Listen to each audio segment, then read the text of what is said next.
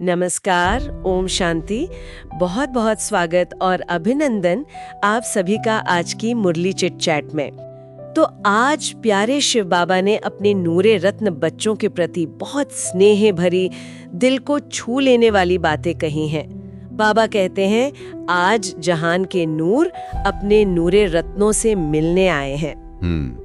कितना प्यारा संबोधन है, जहान के नूर मतलब दुनिया की रोशनी। हाँ, बाबा हमें याद दिला रहे हैं कि हम वो साधारण आत्माएं नहीं हैं, बल्कि वो प्रकाश स्तंभ है जिनके बिना दुनिया में अंधेरा है। बिल्कुल, जैसे आंखों में नूर ना हो तो दुनिया नहीं दिखती। सही बात है।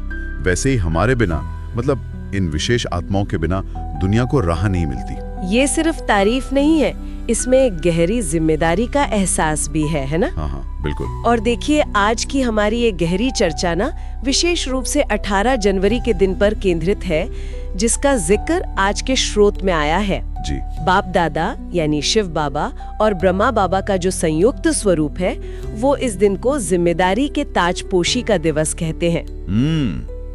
जिम्मेवारी के ताजपोशी का दिवस, ये समझना बहुत जरूरी है।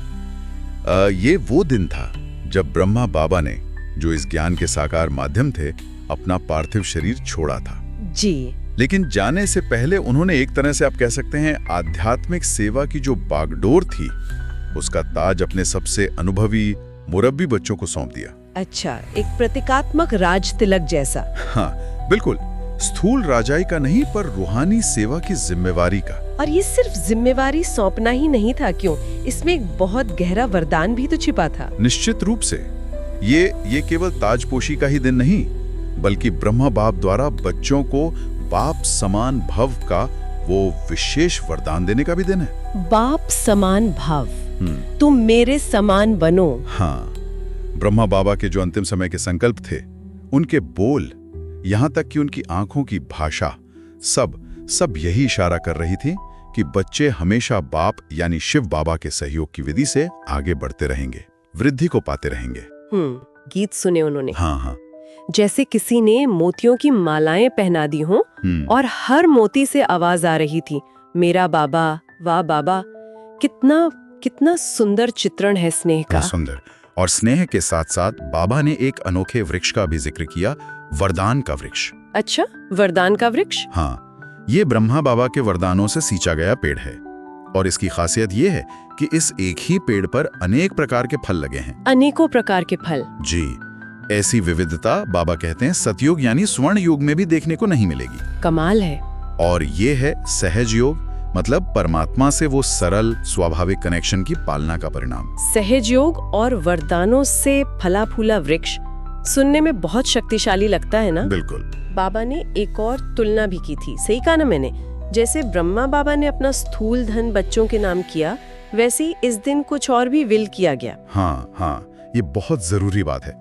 बाबा ने समझाया कि जैसे ब्रह्मा बाबा ने अपना सारा स्थूल धन एक ट्रस्ट बनाकर बच्चों की सेवा में लगा दिया, जी, उसी तरह 18 जनवरी को उन्होंने अपनी अलौकिक प्रॉपर्टी भी बच्चों को विल कर दी। अलौकिक प्रॉपर्टी मतलब उनके अनुभव, उनकी शक्तियां, उनकी सिद्धियां, वो पूरा आध्यात्मिक खजाना। अच्छा।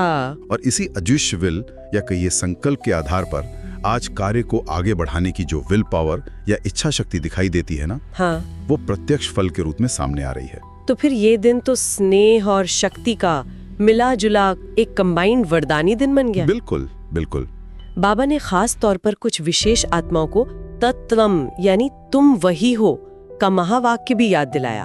इसका क्या अर्थ है? तत्वम, ये एक बहुत गहरा वेदांतिक सूत्र है। इसका सीधा सा अर्थ है तुम वही हो या थाओ आर्ट दैट।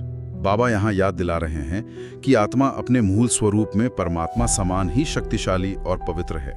अच्छा। तो इस स्मृति को जगाना ही स्वयं को समर्थ बनाना है।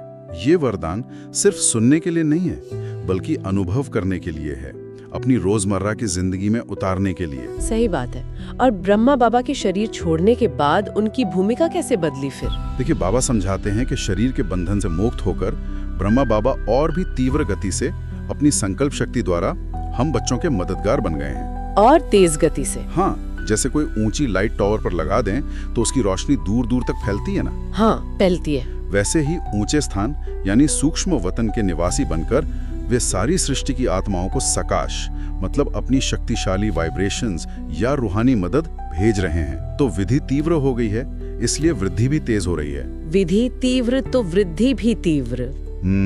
बाबा ने भविष्य का एक इशारा भी दिया कि जल्द ही लोगों को ब्रह्मा बाप और शिव शक्ति के मिले जुले स्वरूप का साक्षात्कार होने लगेगा। जी हाँ, शायद लोग ब्रह्मा कुमारी संस्था के पीछे उस मूल शक्ति ब्रह्मा बाप को ज्यादा महसूस करने लगेंगे। बिल्कुल। और अंत में एक विचार करने वाली बात जो बाबा ने छोड़ी है वो ये कि जैसे ब्रह्मा बाबा ने 1 सेकंड में खेल पूरा किया, हाँ। शरीर और कर्मों के हिसाब से हल्के होकर डबल लाइट बनकर उड़ती कला, मतलब वो मुक्ति, जीवन मुक्ति की स्टेज को पा लिया जी। वैसे ही हम उस बाप समान स्थिति का अनुभव कैसे कर सकते हैं? ये सब तो संकल्प का ही खेल है। तो सोचने वाली बात यही है कि इस बाप समान भव के वरदान को हम अपने हर संकल्प, बोल और कर्म में कैसे प्रत्यक्ष करें, है ना? बिल्कुल। इसी गहरे चिंतन के साथ ओम शांति।